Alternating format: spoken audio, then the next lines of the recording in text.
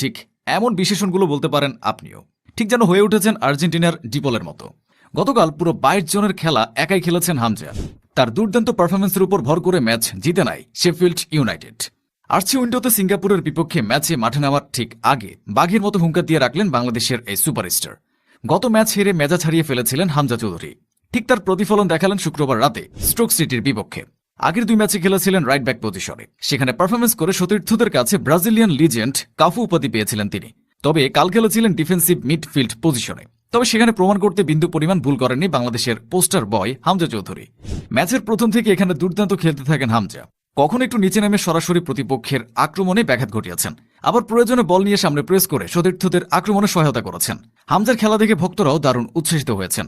এদিন পুরো ম্যাচ খেলে 7.5 রেটিং পয়েন্ট ছিল বাংলাদেশের হামজা চৌধুরীর। ম্যাচ জুড়ে মোট 45টি পাস দিয়েছেন তিনি। সেখান থেকে 40টিতে সফল হয়েছেন এই ফুটবলার। শতাংশ বিবেচনায় যা 89%। ম্যাচে সর্বোচ্চ 54 বার বলে টাচ করেছেন তিনি। অ্যাকুরেট লং বল সাপ্লাই দিয়েছেন 2টি, যেখানে 2টিতে সফল হয়েছেন হামজা চৌধুরী।